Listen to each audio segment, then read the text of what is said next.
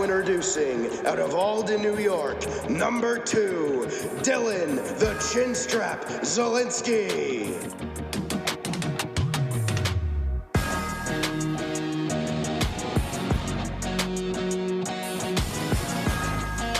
Introducing next, out of Schenectady, New York, wearing number 69, Kenny the GM Gerard.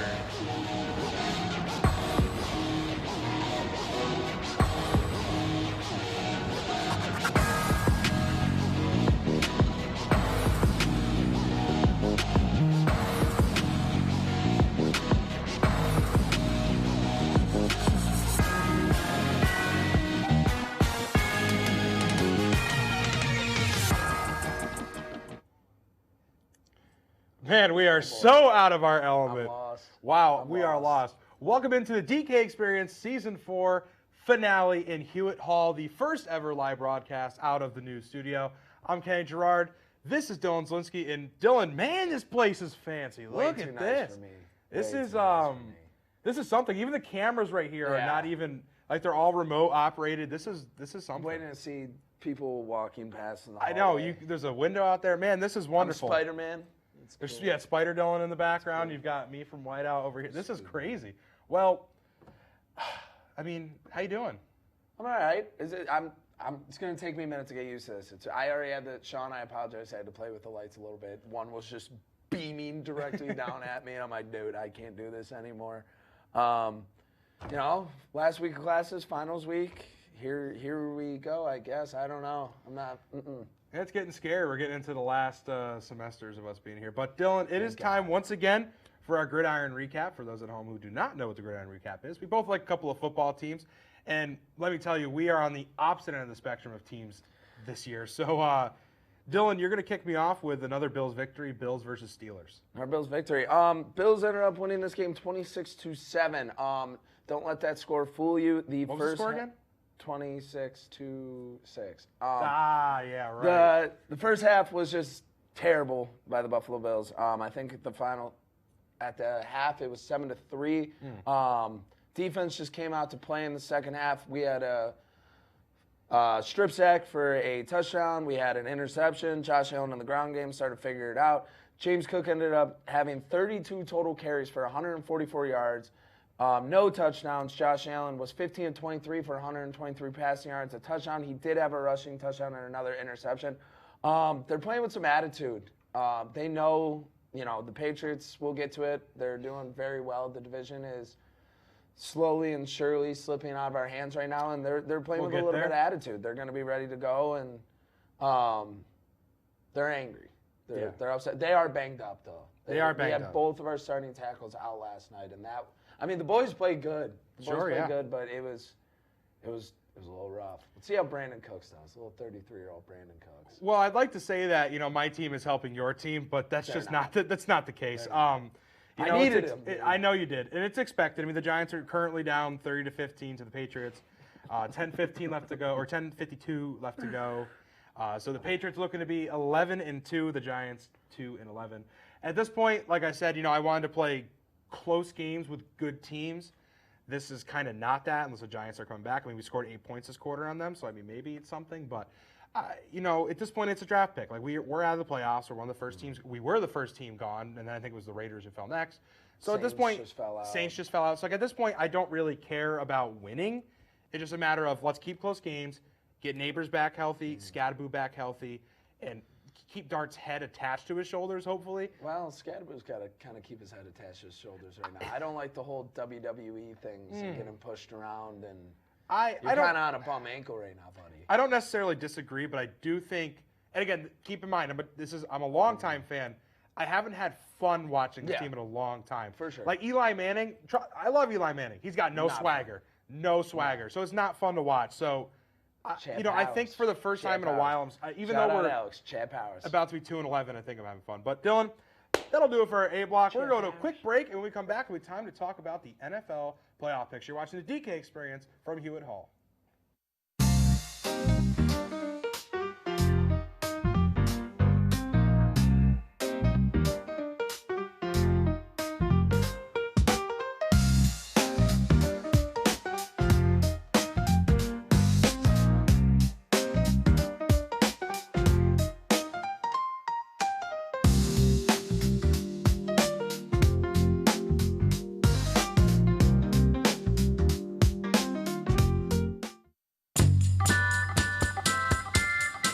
but I would have liked to see more on, Poutine or something. I don't think he's very nice. He's so annoying, and he's not very funny either. He got that hot dog at one time. I don't know why he would do such a thing. I'm not sure why he's still playing a Nintendo Wii. The Nintendo Wii is so old. I've tried reporting him like 600 times, and nobody's answering my phone calls. Welcome back to the DK experience. Go back to your job. Every NFL fan had prayed for the last 15 games. They beat. Writing a letter to the NFL fans? Get out of here with that. Let me finish. No, finish. Stop. Johnny Manziel, that guy, he's a loser. No, that's.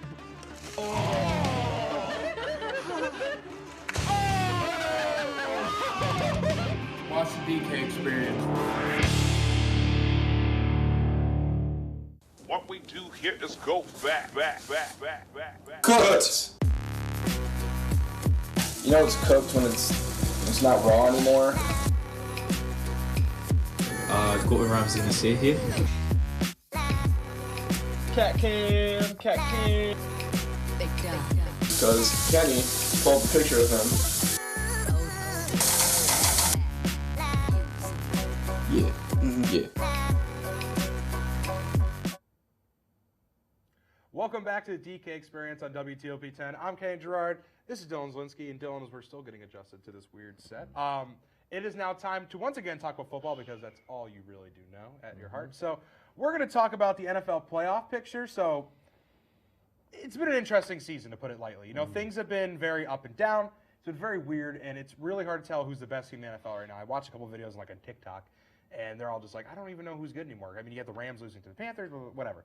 So Panthers are good. So we're going to talk about the playoff picture, and we're going to start off with the most depressing teams, the ones who've been eliminated. So first one out was the Giants. We just said that. And then it's going to be the Saints, Cardinals, Titans, and Raiders are all on the outside looking in. So Dylan, just kind of take me through these teams. And are there any of these teams that you think next year could sneak into a wild card spot or win a division? I mean, the most obvious answer there is probably the Raiders, because I can't see the Cardinals doing it. I don't think they know what they want to do with Kyler Murray yet. Saints have a very old roster, and I think they're going to have to sell house. Maybe the Raiders go out and get a quarterback. It seems like a major issue this season for them has been their offensive line and their. Oh, well, we already just kind of talked about that. Fair.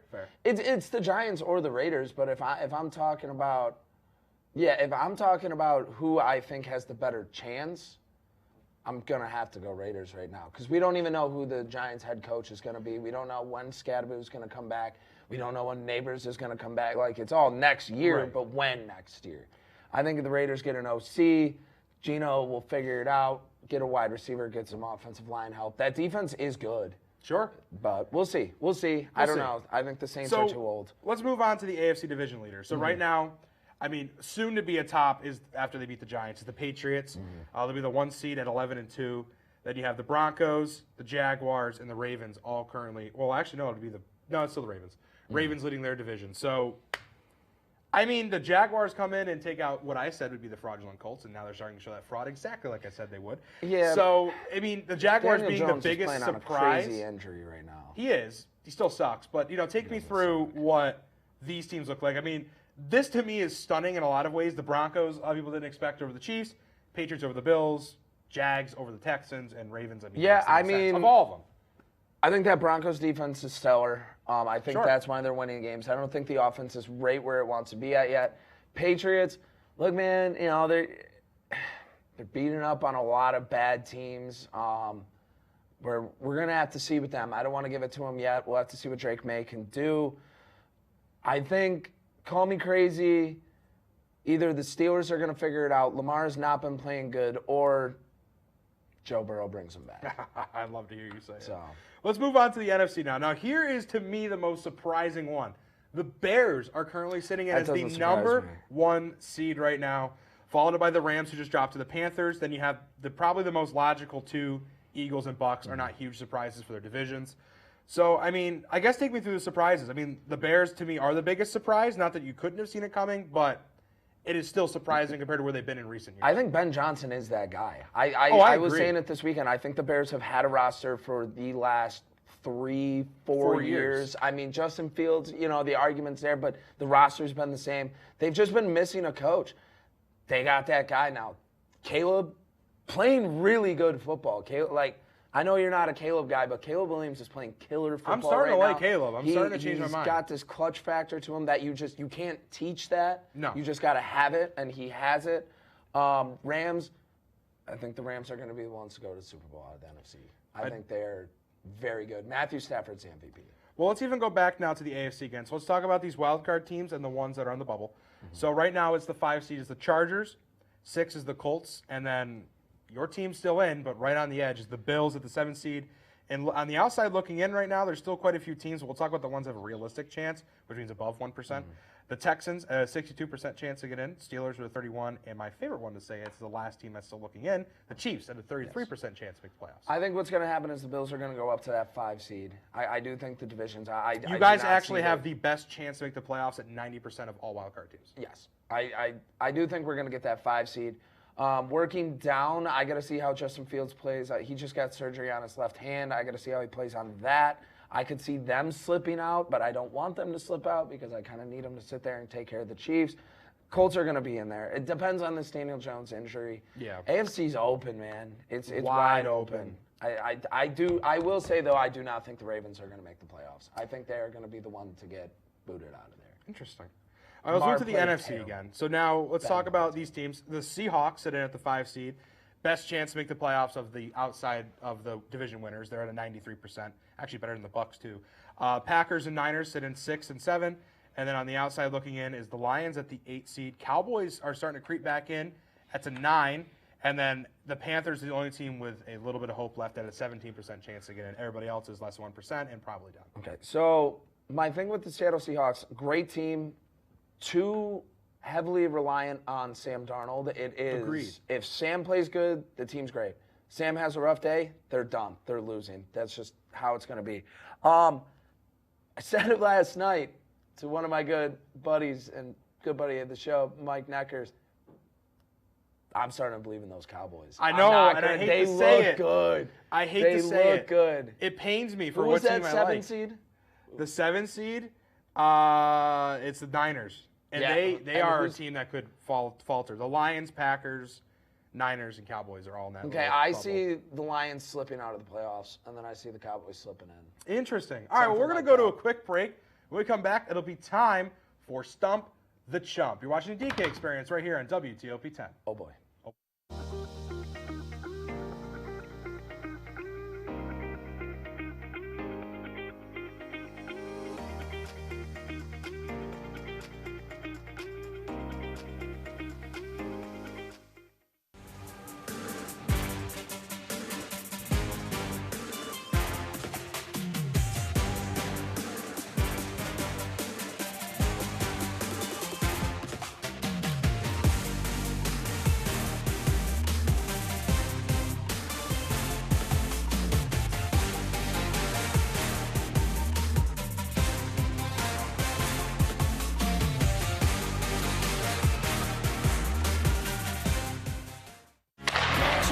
If it's hockey, It's what they score! it's on Hockey Talk. It's over! Join Rob Finger and his panel of guests Their behavior against easy teams, how do you lose to the Bruins twice? as they take you through the hockey world. We welcome you with open arms. Tune into Hockey Talk, Mondays at 9:30 after East Coast hockey games, only on WTOP. Oh boy!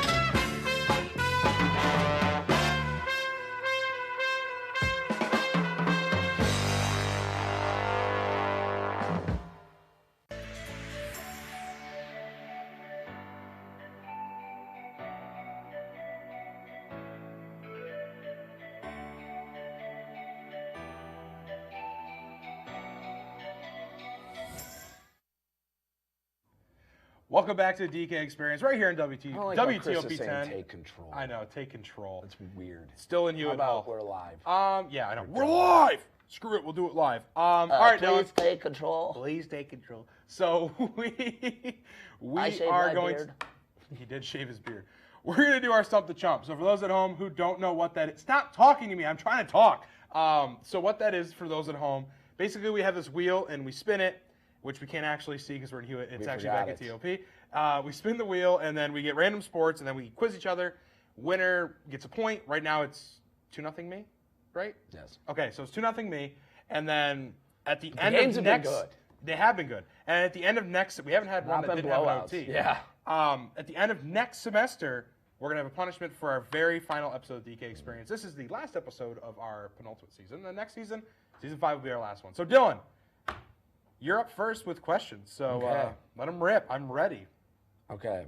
I'm hiding my questions right now. So, Kenny, you got underwater hockey. I did. So did a I got lot of some research. questions here. Okay. How long is a typical underwater hockey match? Oh man, I don't know, so I'm just gonna guess. Let's go with. I feel like it can't be that long. 2 15-minute halves. That's my guess. Was I right? It says 10 to 15. It always counts with him. Does it It count? always counts. Oh, all right. Where did underwater hockey and when did underwater hockey originate? I have no idea. Let's go with like Russia in the 50s. No, England in England! the 50s, but England. Oh, was in the. Oh, that was a Yeah. good guess, but England. Okay. Okay, no point. Give me nothing. On that one. Hold on, there was a. Sorry. You scrolling through? Yes. What is the most common foul? Hi. Hi, people. What is the? There's a window. We can't handle ourselves. What is the most common foul in underwater hockey? Oh, I want to say drowning to be funny, but I know it's not. Man, what would it even be? Oh, we got a polycam. Let's go with like, I don't know, cross-checking. No. Okay, what is it? A stick foul. A stick foul? That's what it says. Come on. All right.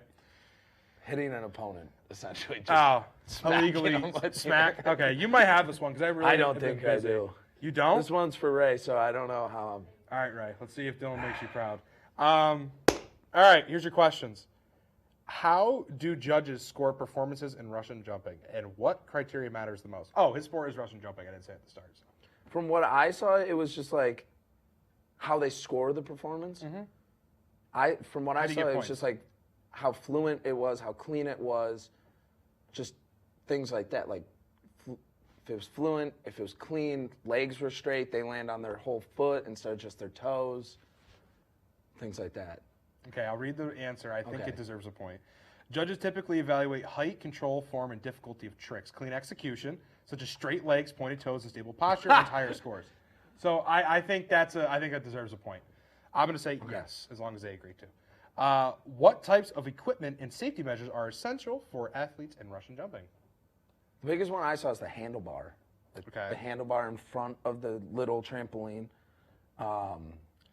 And then the padding around the outside, so if they do fall off, they just kind of like a gym mat. I think he's already beat me at this point, but yes, athletes train on specialized rebound platforms or trampolines designed for high jumps. Safety padding, spotter assistance. So you already won, but I'll give you one more question. How does an athlete increase jump height in Russian jumping without losing control during takeoff and landing? This is the hardest one. I kind of figured I'd stump you in the last one. It's actually really easy. Solid squat, like a nice squat, and you explode. Can you example? Yeah, I don't know. You just kind of. We're not wired into anything. I know. You just kind of. Oh. You got your hands on the handlebar. Oh. They're not going to switch the camera. I guess not. Okay. Oh, there we go. And just a solid squat, and then you explode. It's just really not that. I don't know. To increase height safely, the athlete uses a stronger, more explosive push through the legs, while keeping upper body stable and aligned. Oh, that my I ankle. think it deserves a point. Oh, What do you my guys say? ankle. Does that deserve a my point? Ankle. All right, Start with the let's give him squat, a you point. explode All right. through. Dylan, My ankle, dude. That's a clean sweep. That's your first win. It's 2-1 at the end of this season. Congratulations. Nice. What a win for Dylan. That's Nice. much deserved. So normally we add a new sport, but we're not physically with the wheel. nor can we see I the miss your wheel. So I missed the wheel too. So You were a good wheel. it's actually back at WTOP studio. So we're just going to tell them to spin the wheel, and they're going to spin it, and then they're going to tell us in our earpiece what the new sport is. So you guys will see it. We won't. We'll just get to hear it. I guess you're the winner, so your sport gets spun for first. So spin the wheel. Street beefs. Yes! Dylan's got street beefs. Yes! Oh. Yeah, baby! I'm so jealous. Oh, yeah! Wow. How do you feel? I feel fantastic. Fantastic. God. All right. Well, it's time for my turn. Spin it. the wheel. Oh, man. All right, it's spinning. Let's see. Come on. Chess boxing. Chess boxing. Wait, hold on. Let's example. Ready? No. King. Like, what else am I supposed to do? All right. Sentence. So, yeah, dude. So to me, what this sounds like, Dylan, Sentence. is me and you are going to start off next season with bangers of sports. Dude. Chess boxing and street beefs.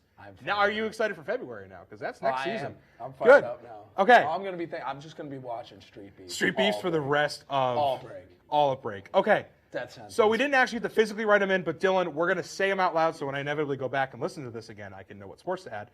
Dylan, you get to pick first. What sport? We'll give us a cheat one for both of us. Flag football. It'll be a nice little cheat I like that. episode Okay. for us. So then that way, the other person has to try even harder. I'm going to add ostrich racing to the board. It's an interesting one. It's obscure. Okay. So we're going to go with ostrich racing for when I have to watch this back in January. Hi, Kenny, in 2026. You'll watch this back and go, oh, yeah, that's what you picked, ostrich I'm racing. not going to forget. No, you're not going to forget. I won't forget chess boxing or street beefs, but what we added, we're probably going to forget. I'm so fired up, dude. Well, Dylan, that might have been our best one yet. That was. Well, good. we're going to go to a quick break, and when we come back, it'll be time for Cooking or Crazy. You're watching the DK Experience right here on WTOP Time.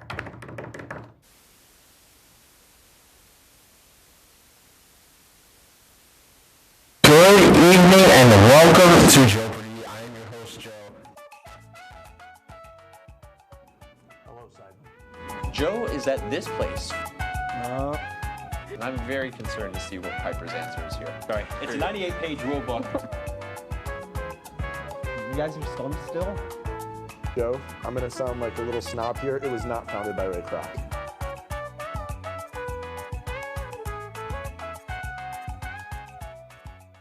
So you're probably wondering why the top producer of WTOP's new hit, Oswego Liza, is currently juggling a soccer ball right now. That's just because I don't just know ball, but I can play it too.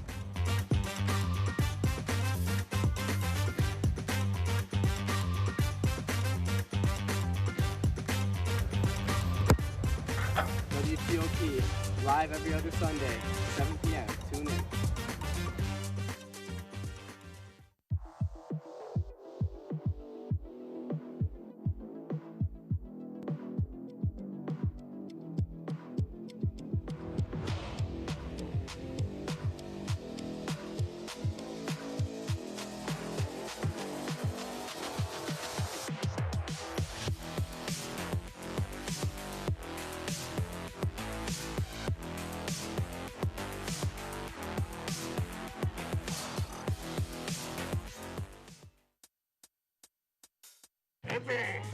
I had to eat a raw egg on Chris's dormitory floor. I currently don't have any federal pending charges. You know what you never did? You never walked to Walmart, Chris. That's my co-host. This is for making me eat roast Pop-Tarts. It's showtime, Crits. Come on. I want to be on the air for that. I got a couple things to say. No. Spin the wheel. But you got censorship. Welcome back. Welcome back. Welcome back to... Why, television. Chris? To television. Riley, Welcome back I also don't know what happened to the set. Yeah, exactly. I don't know what happened to the set Figuring either. it out. Welcome back to the DK Experience right here in WTOP 10. Kenny, Dylan. Dylan, not much intro needed for this last segment of our last episode of Season 4 for Senior Week. And now that we're actually both seniors, crazy. Cooking or Crazy is going to be our final segment of the day. So we had mentioned last time, normally we let our crew pick what we're going to talk about, but we decided because we want to get into a heated debate. We haven't gotten to a screen match in quite a while. Ray on audio, we apologize in advance. We are going to get into a shouting match over something. The difference it's not really different. It's just going to be a little weird. The crew will still pick the winner, but we don't get to see it on the screen because that fell out of my pocket. Whoops. There goes my IFB. I'll pick it back up. So I'm not sure. I mean, between them, they're going to have to figure it out, and then they'll just let us know in our IFB who is the winner, and mine still works. Thank God. Okay. Topic of the day. Who deserved to win Dancing with the Stars? Dylan is definitely more passionate about it than I am, but, I mean, I'm happy with the results, so this is probably going to get messy.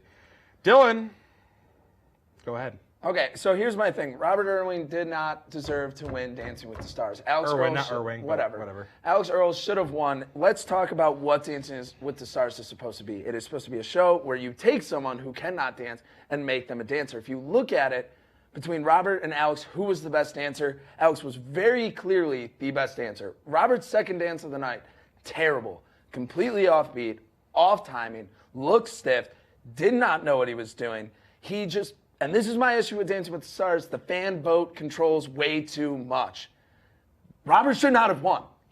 I'm not saying by any means he's not a bad dancer. But if it comes down to it, who's better, Alex or Robert? Alex was way better. Now, we're really looking at it, Whitney should have won. But that's besides the point. She didn't make it to that week. But Alex Earl deserved to win over Robert due to the fact she is a way better dancer. It's not even close when you compare the two of them. And Robert won with a sob story, just like every. So that's everybody's problem. That's my problem I have with it too. So my answer is Robert Irwin. Now here's why. Yes, Dancing with the Stars is a dancing show, but at the end of the day, it is a television show. And at the end of the day, fan influence is the most important. You know why? Because that drives the dollar bills. Now, I don't necessarily disagree with the fact that Dancing with the Stars relies too heavily on its fans, but at the end of the day, it does. Robert Irwin is a household name. The Irwin family is a household name. Robert Irwin absolutely deserved to win that. So he has more followers, not comparatively to the Irwin family, more followers on Instagram and TikTok. Again, you're using, it's just social media. She's a social media star. Yeah, but she's a better dancer. But it's Robert Irwin. Called Stars with the Stars. Dylan, it's called Dancing with the Stars. The sooner you realize that Dancing with the Stars has nothing to do with dancing. The fan control had the issue with why Andy stuck around for so long. Should not have been around that long. Andy should not have, and that's the issue with And I'm not saying it's fan not control. the issue. So that's why Robert won, because people like him more than Alex. People think Alex has everything in the world. She's dating this NFL player. She's beautiful. Which, Alex, if you're hearing this, you are beautiful, but... Exactly. That's why, you know but what? No, but she didn't win because of that. She should have won because she was the best dancer. She was better than Robert. She was better than Robert. It's not a popularity contest. It is a dance competition. It is a dance competition. It's not a popularity contest. Oh, we already have an answer? What was the answer? I heard something. Thank you, because it's television, and that's exactly all it's ever going to be. Until you eliminate a fan vote and you make it strictly on judges, and when the judges score fairly based on the dance, tune into the Dancing with the Stars show tomorrow. I'll tell you exactly how it is. I'm sorry that Chris was here, and he just can't not ever agree with Kenny. So it'll happen. That was a crew So, whatever. Dylan, whatever. Tune in to Dancing with the Stars. Yeah, tune into Dancing with the Stars. Du Bois talk about Dancing with the Stars for an hour. That's the most Dancing with the Stars talking I'll do about. I'll be sure to tune in tomorrow, Dylan. I'm excited to see your show. All right, well, Dylan, with just about 45 seconds left in the show, I wanted to say thank you for yet another very good semester, and I am very proud and happy to be the first show in the new Hewitt Hall. Dylan, it's been a heck of a ride. Any closing thoughts for this season and going into our last season? Sean, Mooch, guys, thank you for making this happen today. Kenny, thanks for the hard work to make this happen today, and be sure to tune in Thursday for the newscast that's happening here. And let's use Hewitt some more. Let's use Hewitt some more. 9 o'clock, back in Hewitt. We will see you guys then. But thank you for tuning in DK Experience. We will see you guys in February for the 5th and final season. Robert Irwin, take the bump cam. Have a good night. Whoa. That's the first thing we got better in Hewitt, a better bump cam. I know.